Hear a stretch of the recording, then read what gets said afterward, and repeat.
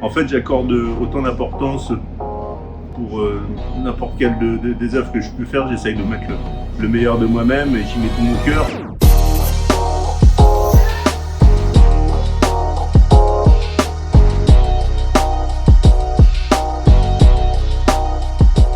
On va dire que le public me connaît sous le nom de Jace, J-A-C-E, artiste peintre. Donc depuis 89, j'ai commencé par le tag, le graffiti de manière assez classique pour ce mouvement. Et puis en 92, je crée un petit personnage que j'appelle le Gouzou et que je mets un petit peu en forme sur les murs, de faire interagir en fait avec son environnement et que je fais voyager avec moi donc depuis plus de 33 ans maintenant. Le fait de ne pas lui mettre de visage, il y a plusieurs causes à ça. La première, c'est la nécessité d'agir assez rapidement dans les conditions de rue où j'avais pas les autorisations de faire les peintures, et donc d'essayer d'avoir un personnage le plus minimal mais qui puisse malgré tout se reconnaître par sa morphologie.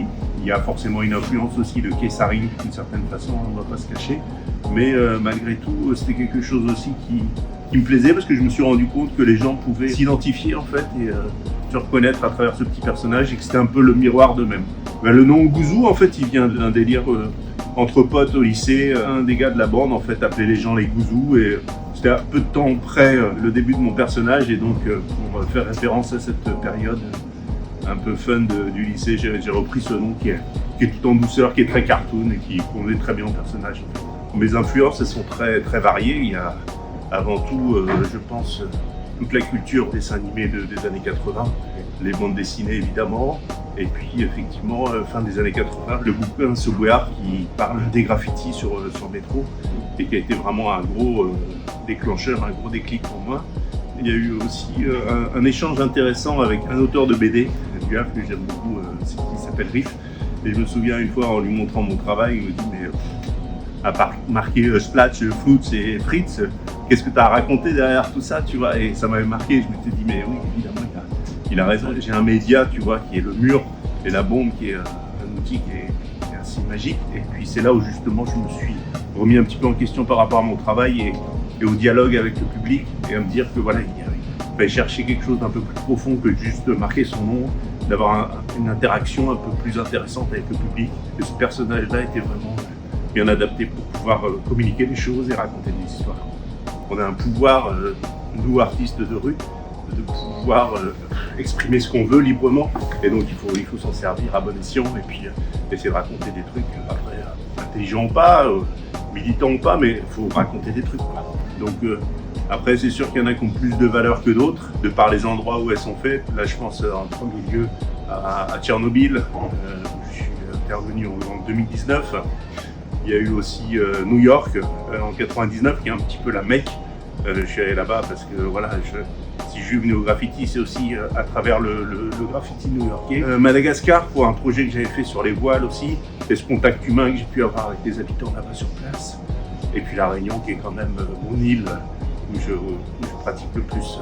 Mais oui, des endroits fous, il y en a plein. J'ai la chance normalement l'année prochaine de faire une rotation avec un bateau qui m'appartient à moi dans les terres australes et sur lesquelles je vais pouvoir intervenir. Alors je suis arrivé en 82, donc à La Réunion à l'âge de 9 ans, gamin.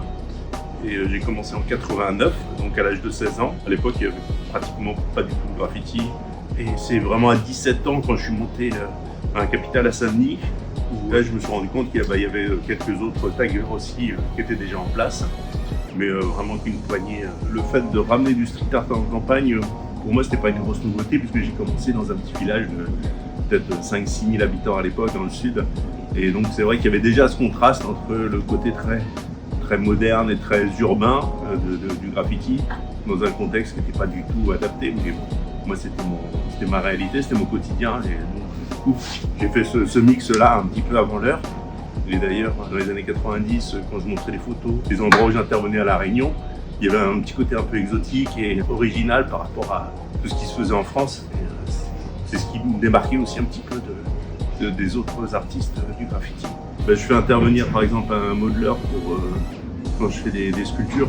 Donc là, c'est un travail collaboratif avec son savoir-faire de modeleur 3D et puis mon univers. C'est pas un artiste avec qui j'aimerais collaborer, mais c'est deux artistes, puisque ce sont des jumeaux, les jumeaux brésiliens, les Gemeros. Donc voilà, il y a John Wayne qui expose ici, j'ai l'honneur de collaborer avec lui à La Réunion. En fait, c'est un petit peu dans la tradition du graffiti d'intervenir les uns avec les autres sur des jams ou dans des terrains. Bien souvent, on se retrouvait à 10 et puis à se faire des fresques plus ou moins réussies. J'ai dû collaborer avec une centaine d'artistes en fait et je pense bientôt sortir un bouquin justement de toute cette... J'y travaille en tout cas en ce moment. Voilà. Je suis pas près d'arrêter. J'ai mes deux mains et ma tête, je vais continuer.